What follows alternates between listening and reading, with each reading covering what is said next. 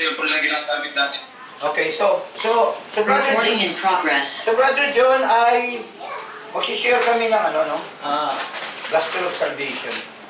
Wala kami isi-share na relihiyon sa iyo, ha? Wala. Kasi alam namin may relihiyon ka eh. Okay, so ang akin pong isi-share sa iyo, dito po ako na dito po ako na namulat. Ano yung Gospel of Salvation?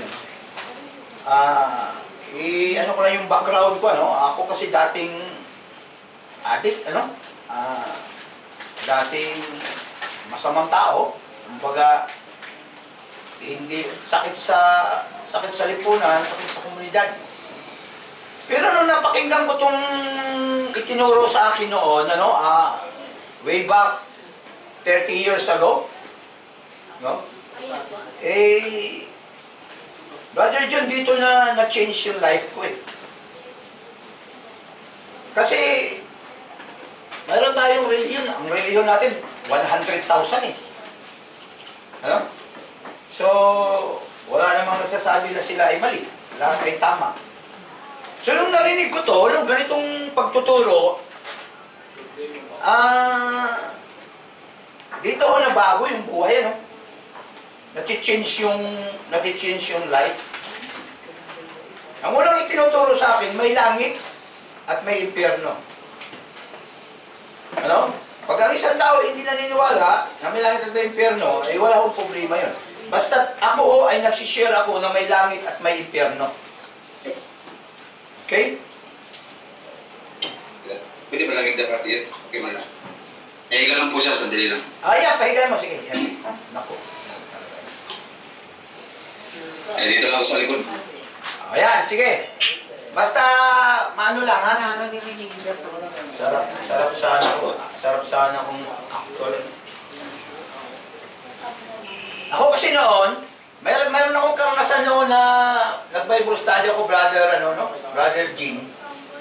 5 years na hindi makaihi.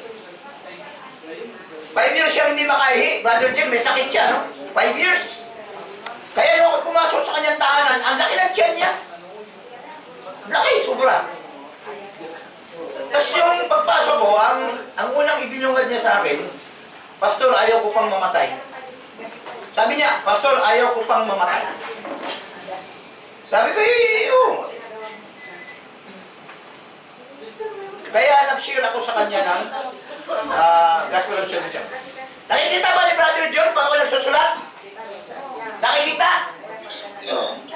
Okay. Oo, nakita ko na. Okay, so, atin na natin, ha? Brother John, ito yun. Ikaw ay mayroong katawan. Ang katawan mo ngayon, nasa karamdaman. Ako, diabetic din ako, Brad. Kaso lang, nag-iingat ako sa pagkain talaga. Bisa matakaw din. Okay, so, ako ay 62 years old. Now, ito yun, ha? Number 1, Brother John, mayroon kang katawan. Ito ngayon ang problema ng katawan mo. Ikaw ay naka-oxygen. So, ibig sabihin, hindi maganda ang iyong kalusugan. Kaya isi-share ko sa iyo ito, ha? Padalawa, Brother John, mayroon kang kaluluwa. Brother John. Patatlo,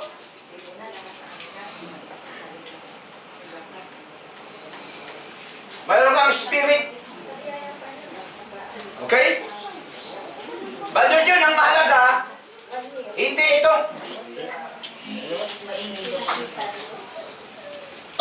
ang mahalaga, Brother John, Brother John, ang mahalaga hindi ito. Ito ngayon yung may sakit, Itong body mo ngayon, ito yung may sakit. Ha? Kaya struggle ka, sa iyong tayo. Okay. Brother John, sa Biblia, ang mahalaga ito. Itong kaluluwa at espiritu mo. Ito ngayon ang ating pag-aralan. So, tayo ay umaasa sa doktor na magkakaroon ka ng kagalingan ng iyong karamdaman. Pero Brother John, ang isi-share ko po sa iyo, ito po, yung kaluluwa mo at spirit. Ito yung sinabi ng Biblia. Tingnan mo, may sinabi ng Biblia. May sinabi ng Biblia. Pakinggan ninyo ang sinabi ng Biblia. Matthew chapter 10 verse 28. Oh. Huwag kayong matakot sa mga gustong pumatay sa inyo. Ang katawan nyo lang ang kaya nilang patayin, pero hindi ang inyong kaluluwa. Sa halip, matakot kayo sa Diyos na siyang may kakayahang puksain ang katawan at kaluluwa nyo sa impyerno. Okay. So, Brother John, take note, ang mahalaga yung soul and spirit mo. Hindi yung iyong katawan. Yan ang isi-share namin ngayon sa iyo. Ang sinabi po ng Panginoong Hesus, hindi mahalaga ang katawan, ang mahalaga yung kaluluwa at sapagkat ito'y pupunta sa impyerno. Ang ating katawan, Brother John, ang ating katawan para itong parang bahay. Yan, yung katawan na yan, para yung bahay. Ang nasasaktan po, hindi yung bahay kung hindi yung taong nasa loob ng bahay. Ulitin ko ha, ang nasasaktan po, hindi yung bahay, kundi yung taong nasa loob ng bahay. Pag nire-rescue, ang nire-rescue hindi yung bahay, kundi yung taong nasa loob ng bahay. Okay? So, ang ibig ko sabihin, ang ating katawan parang bahay. Brother John, ang ating katawan parang bahay. Ang nasasaktan, hindi yung katawan mong yan. Ang naghihirap diyan, ang namimighati diyan, Brother John, ay yung kaluluwa at espiritong nasa loob. Iyon ang nahihirapan sa iyo, hindi ang iyong katawan. Kaya kailangan nating i-rescue yan, yung katawan mo. Rather, yung kaluluwa mo, espirito. Ang katawan naman, mayroong doktor Anong gagawin natin yan? Okay, pansinin mo ha. Brother Jun, may tatlong klaseng kamatayan. Una, physical. Ang ibig sabihin, paghihiwalay ng iyong kaluluwa sa iyong katawan. Paghihiwalay ng iyong kaluluwa sa iyong katawan. Pag umihiwalay ang iyong kaluluwa sa iyong katawan, ikaw ay patay, bangkay. Ang tawag dyan ay physical na kamatayan. Pangalawa, may tinatawag na what? Spiritual na kamatayan. Pantatlo, mayroon tinatawag na eternal na kamatayan. At sinin niyo Brother Jun ang ibig sabihin, yung physical na kamatayan, pag-iwalay ng iyong kaluluwa sa iyong katawan. Pakatandaan mo, ang katawan mo ngayon, nahihirapan ka. Okay? Pangalawa, mayroon tinatawag na spiritual na kamatayan. Yung kaluluwa, pag-ihiwalay sa Diyos. Kaya Brother John, mayroong impyerno. At mayroong langit. Okay, tandaan mo pag umihiwalay ang iyong kaluluwa sa iyong katawan, dalawa ang pupuntahan yan, Brother John. Langit, o kaya, impyerno. Kaya nga ang mahalaga, yung kaluluwa mo. Hindi yung katawan mo ang mahalaga. Bakit? Ang katawan, madali yan Pero yung kaluluwa, lifetime sa impyerno. Ay, anong gagawin natin ngayon? Paano natin masisigurado na sa oras ako'y mamamatay, ang aking kaluluwa pupunta ng langit? Ito yung i-rescue natin. Hindi yung katawan mo kundi yung kaluluwa at spirit. Ang sinabi ng Biblia, mayroong sinabi ng Biblia ika'y makasalanan. Ang kabayan ng kasalanan ay Kamatayan.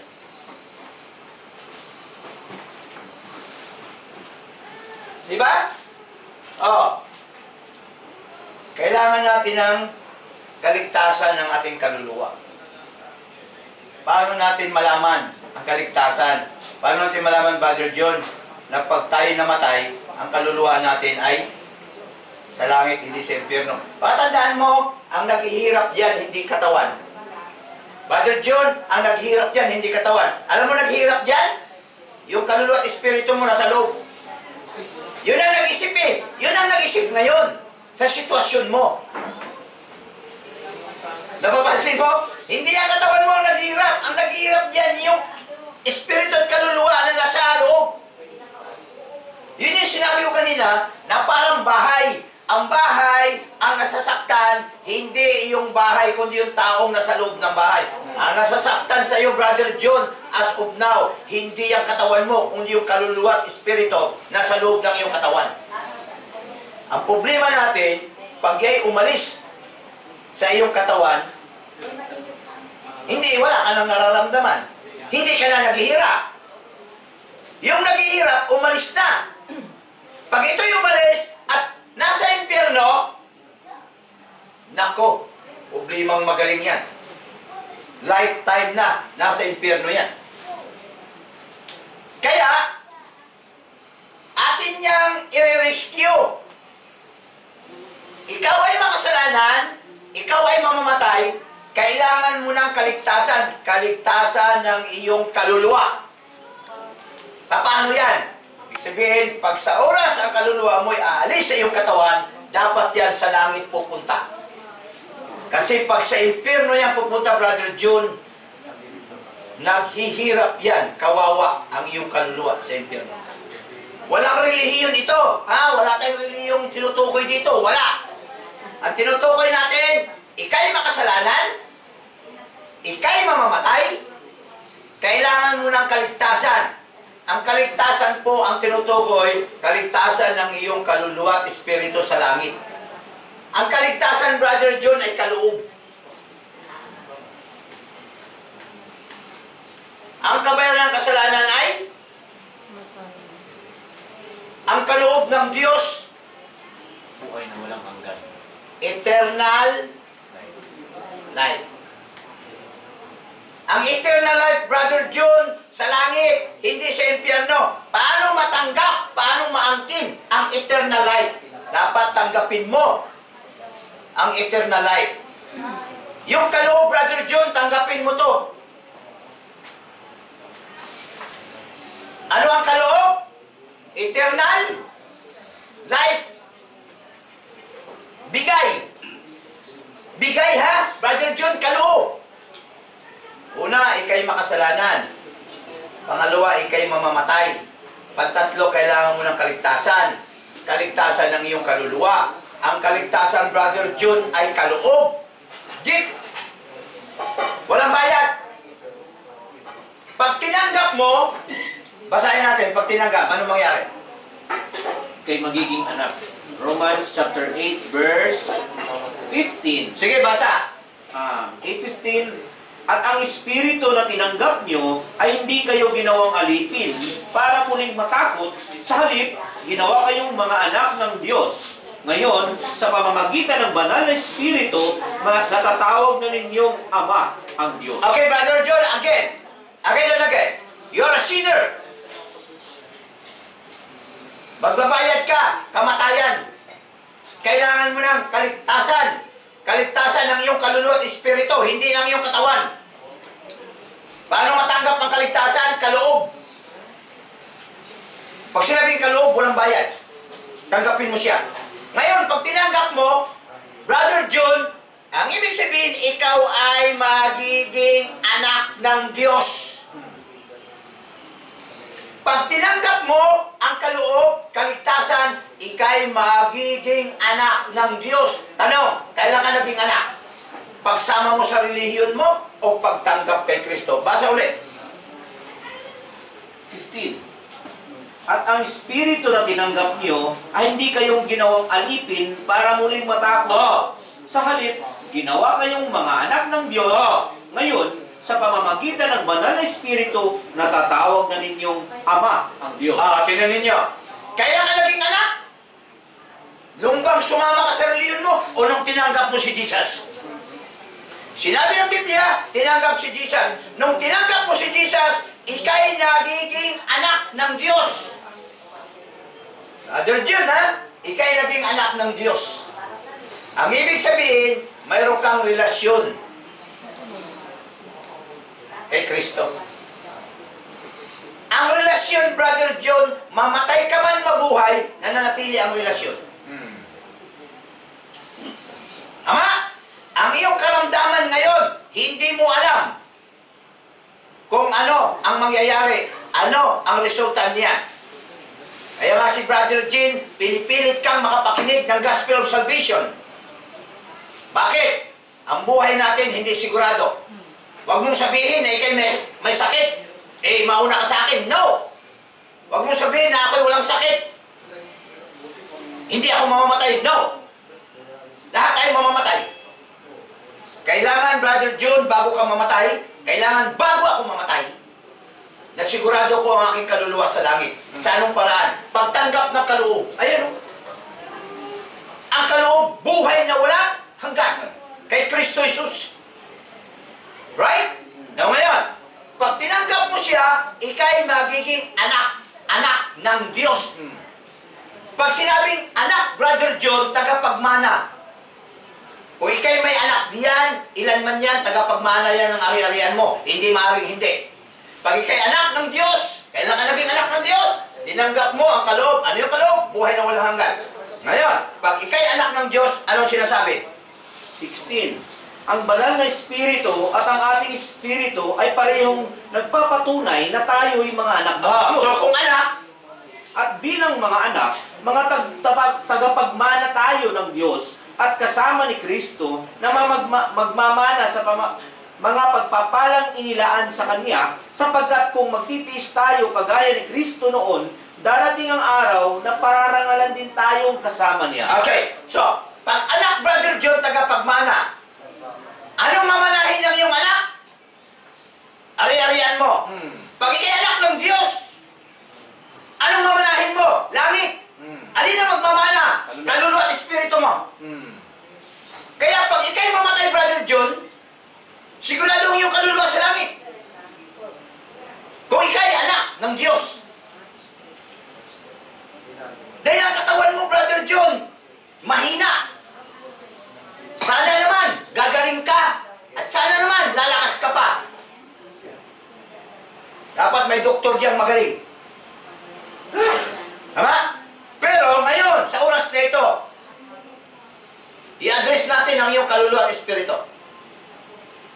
Kailangan bago ka mamatay, Brother John, ha? Take note, bago ka mamatay, dapat ang kaluluwa mo sigurado sa langit. Sa anong kaparaanan?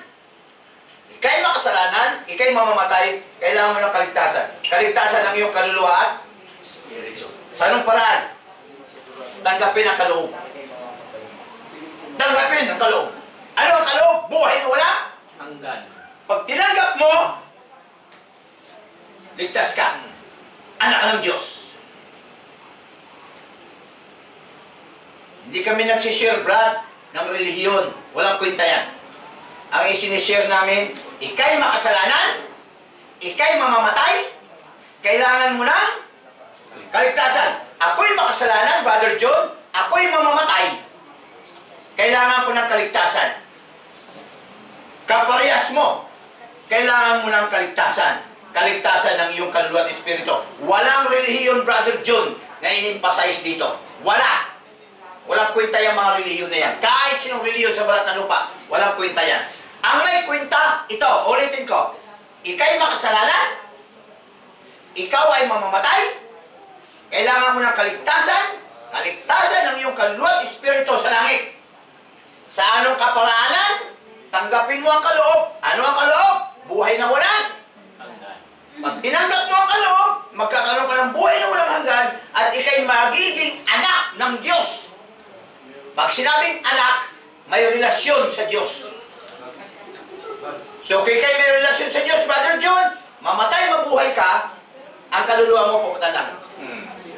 Yung katawan mong yan, 3 days lang yan. Brother John, 3 days lang yan. Bulok yan. Pero yung kaluluwa at espiritu mo, kailangang i-preserve natin yan. Kailangan niyang iligtas Sa tiyak na kapamakan sa impyerno. Ha? Kaya kailangan natin ang relasyon mo sa Diyos. Pasalamat ka kay Brother Jim. Pinuntahan ka diyan at naibahagi namin ang Gospel of Salvation. Na ngayon, si Brother Jun ba ay may asawa? Brother Jin? Meron po, Pastor. Kasal? Opo. Okay. O, Brother John, tatanungin kita. Paano kayo nagkaroon ng relasyon ng iyong asawa? Kailangan pinapahayag mo sa bibig mo.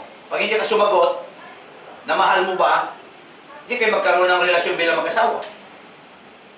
Kaya ang relasyon sa pamagitan ng pagpapahayag sa bibig.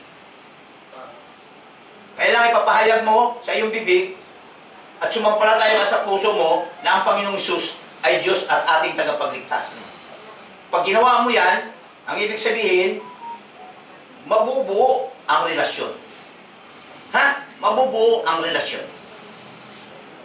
Ari ang naniligaw. Isang lalaki naniligaw sa isang babae. Sa pamagitan ng bibig, nabuo ang relasyon. Sa pamagitan ng pagtanggap kay Kristo, nabuo ang relasyon. Pagpapahayag ng bibig, Brother John, pagpapahayag ng iyong bibig, at sumampalataya sa puso, magkakaroon ka ng relasyon kay Kristo. Tanong, paano ho magkaroon ng relasyon kay Kristo? Paano maging anak ng Diyos? Tanggapin mo siya bilang Panginoon at sariling tagapagligtas ng iyong kaluluwa at espiritu. Yan po ang eternal life na ating matatanggap, Brother June, sa oras na ito. Kung paano ako naligtas, paano ko nalaman ang kaligtasan, sinishare ko sa iyo. Walang labis, walang kulang. Yan po. Ika'y makasalanan, ako'y makasalanan, ika'y mamamatay, ako'y mamamatay, kailangan mo ng kaligtasan, kailangan ko ng kaligtasan. Magkaparehas kitang dalawa. So, ngayon, tanggapin natin, Brother John, ang Panginoon. Sumunod ka sa panalangin, ha? Sumunod ka sa panalangin. Ito'y panalangin ng pagsisisi. Ito'y panalangin ng pagtanggap kay Kristo. Sa oras na ito. Are you willing, Brother John? Ha? Okay. Sumunod ka sa panalangin. Tayo yung ko, tayo manalangin. Panginoon, narinig ko ang mensahe. Mensahe ng kaligtasan. Ako po'y makasalanan. Patawarin po ninyo ako. At tinatanggap kita, Panginoon, bilang Panginoon at sariling tagapagligtas. Patawarin po ninyo ako sa mga kasalanang naman ako sa aking mga ninuno. At salamat po sa kaligtasan, salamat po sa kapatawaran, salamat sa buhay na walang hanggan. Sa pangalan ni Jesus. Amen. At amen. Okay, very simple, Brother June. Yun lang. Hirap siya yung, hirap huminga, no? Hirap. Kaya salamat, Brother June, at nakapag-share kami ng kaligtasan sa iyo. Brother John, again, ha? Mahalaga ang kaluluwa at espiritu mo, hindi yung katawan mo. Katawan mo, kita ko, hirap. Hirap ka. Sa pagsasalita, hirap ka. Oh. Kaya si Brother Jean, nais talaga niya na makapakinig ka ng Gospel of Salvation kasi pinipreserve natin ang kaluluwa at espiritu, hindi ang katawan mo yan. Wala yan. Wala yung kwenta ang katawan. Yung katawan ko, walang kwenta. Yung katawan mo, wala yung kwenta, Brad. 3 days lang yan pag namatay ka. Pag namatay ako, 3 days lang, bulok na yan. Wala na yan, kwenta. Ang mahalaga, Brother John, yung kaluluwa at espiritu mo. Kasi yun ang pupunta ng langit at pupunta ng impyerno. Pag kayo pupunta ng impyerno, sorry. Sorry. Okay? So, pasensya na, naabala ka. No? Ikaw ay dapat na mamahinga.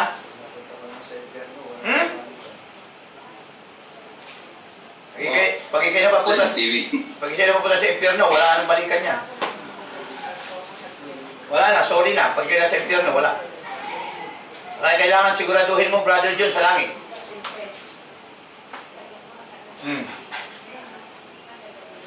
Kaya salamat. Salamat po. At kayo ho ay opo, at kayo po ay nakapakinig. Brother Jean, paluwak mo na lang siya. Oh, Pastor, salamat daw, Pastor, sabi niya. Opo, pakinig ko nga. Okay. So, paluwak mo na lang siya, Brother Jean, sa Gospel of Salvation na. Kasi dapat tinitiyak natin ang kaligtasan. Ang kaligtasan, katiyakan yan. Hindi yan namuhula, hindi yan nagbabakasakali. Ang kaligtasan, katiyakan ng buhay sa langit. Ha? Kailangan natitiyak mo ang buhay mo bago ka mamatay. Natitiyak mo ang buhay mo sa langit. Kasi pag hindi, automatic sa impyerno ka. Ang impyerno, apoy. Nangyayari sa buhay mo. Ikaw ay di ba? Kaya, Oh, Pastor. salamat ha. Salamat sa biyaya ng Diyos sa buhay ni Brother John. Salamat. Salamat, Brad. Okay, thank you. Oh. Salamat, Pastor.